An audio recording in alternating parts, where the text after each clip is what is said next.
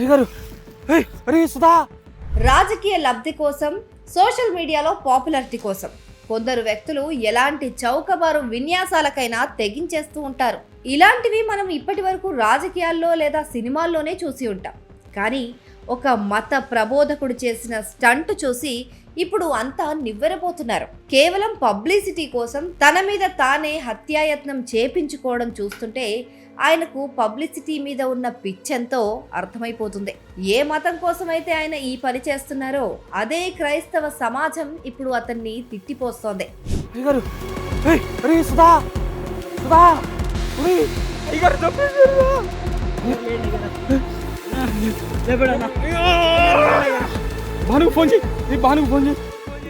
Pastor Abhinay Darshan. ఈయన వైఎస్ఆర్ కడప జిల్లాకు చెందిన పాస్టర్. అంతేకాదు తాను ఒక నటుణ్ణని, బ్రదర్స్ పార్టీ అధ్యక్షుణ్ణని చెప్పుకుంటూ తిరుగుతాడు. కొన్నాళ్లుగా అభినయ్ దర్శన్ అల్లూరి సీతారామరాజు జిల్లాలోని పలు గిరిజన ప్రాంతాల్లో పర్యటిస్తున్నారు. తాను గిరిజనుల సమస్యలపైన పోరాడుతున్నానని, వారిని రక్షిస్తున్నానని చెప్పుకుంటూ తిరుగుతున్నారు. కానీ ఇలా పోరాటం చేసినంత మాత్రాన ఓవర్ నైట్ స్టార్ అయిపోరు కదా. అందుకే ఒక మాస్టర్ స్కెచ్ వేశాడు ఈ పాస్టర్. ఈ క్రమంలోనే స్థానికుల సానుభూతిని పొందడం కోసం మొదట ఒక కొత్త నాటకానికి తెరలేపారు. నేను చేస్తున్న సామాజిక సేవలను ఓర్వలేక కొందరు గుర్తు తెలియని వ్యక్తులు నాకు వాట్సాప్ కాల్స్ చేస్తూ నిన్ను చంపేస్తామంటూ ఘోరంగా బెదిరిస్తున్నారు అని చెబుతూ ఒక వీడియోను సోషల్ మీడియాలో విడుదల చేశారు. ఇదే విషయాన్ని దాడి తర్వాత తన భార్య కూడా చెప్పారు. అయితే దీనికి ఆశించిన స్థాయిలో స్పందన రాలేదు. దీంతో తానే స్వయంగా ఒక దాడి సీన్ని క్రియేట్ చేయాలని నిర్ణయించుకున్నాడు. దీనికి తన భార్య ప్లాన్ వేస్తే సోషల్ మీడియాలో పరిచయమైన ఒక టీం స్క్రీన్ ప్లే రచించింది.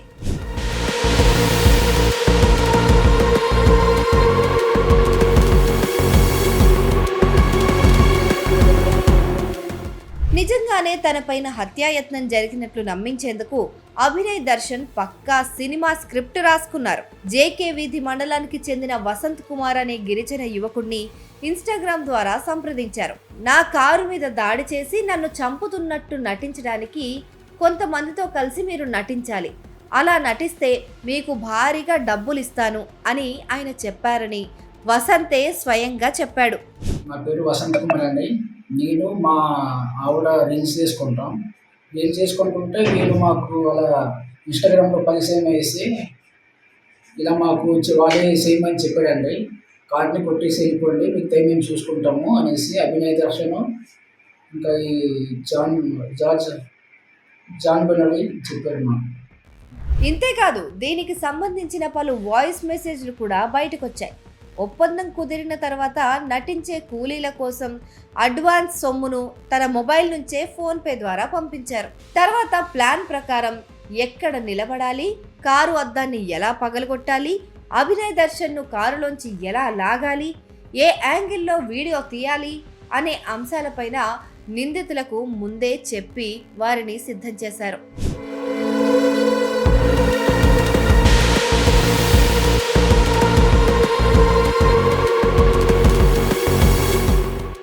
ముందుగా అనుకున్న షెడ్యూల్ ప్రకారమే మే 18 సోమవారం రోజున జీకే వీధి మండలం సిగురుమామిడిపాలెం సమీపంలో ఈ డ్రామాను షూట్ చేశారు. కొందరు యువకులు కర్రలతో అభినయ్ కారు పైన దాడి చేశారు.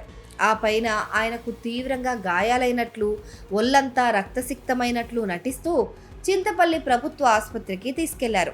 ఈ ఫోటోలు, వీడియోలను ఇన్స్టాగ్రామ్, ఫేస్బుక్, యూట్యూబ్ ఛానళ్లలో ముందుగా కాంట్రాక్ట్ మాట్లాడుకున్న అభినయ్ టీం పెద్ద ఎత్తున షేర్ చేశారు. ఏజెన్సీలో పాస్టర్ పైన ఘోర దాడి, రాష్ట్రంలో శాంతి భద్రతలు క్షీణించాయి అంటూ ప్రభుత్వం పైన బురద చల్లే ప్రయత్నం బాగానే చేశారు.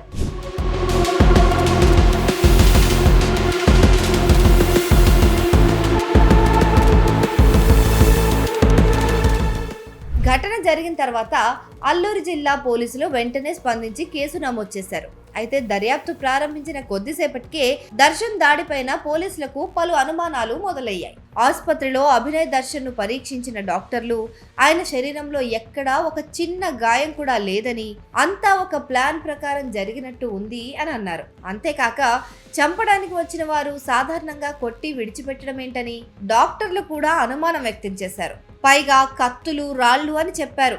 కానీ ఇక్కడ చూస్తే దెబ్బలే లేవు. నో డౌట్ ఇది ఖచ్చితంగా స్క్రిప్ట్ అటాకే అని తేల్చేశారు.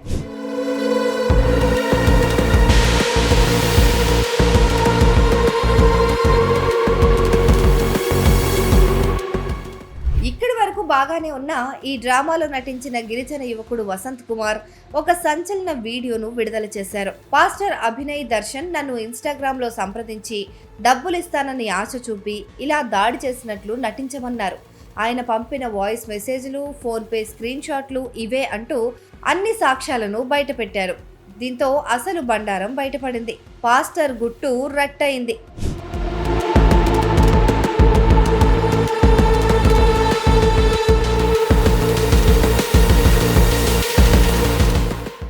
ఈ పక్క ఆధారాలతో పోలీసులు నిందితుడు అభినయ్ దర్శన్ ను, అతడితో పాటు కారులో ఉండి సహకరించిన కిరణ్ కుమార్, సుదర్శన్, అలాగే దాడి చేసినట్లు నటించిన స్థానిక యువకులను మంగళవారం రాత్రి అదుపులోకి తీసుకున్నారు పోలీసులు. వారిని ప్రస్తుతం విచారిస్తున్నారు.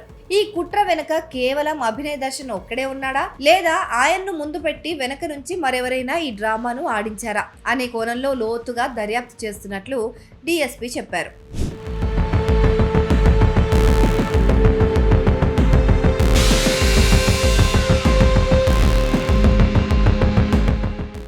ఏదేమైనా అభినయ్ దర్శన్ డ్రామా వల్ల నిజమైన నిజాయితీ కలిగిన క్రైస్తవ ప్రబోధకులకు ఇప్పుడు తీవ్రమైన ఇబ్బంది కలుగుతుంది.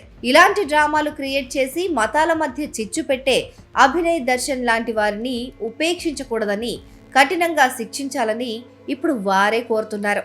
ఇంకో మతం పైన దాడి చేసే ప్రయత్నంలో తన మతానికి తానే నష్టం చేసిన ఈ పాస్టర్ అభినయ్ని క్రైస్తవ సోదరులు కూడా క్షమించరని అంటున్నారు.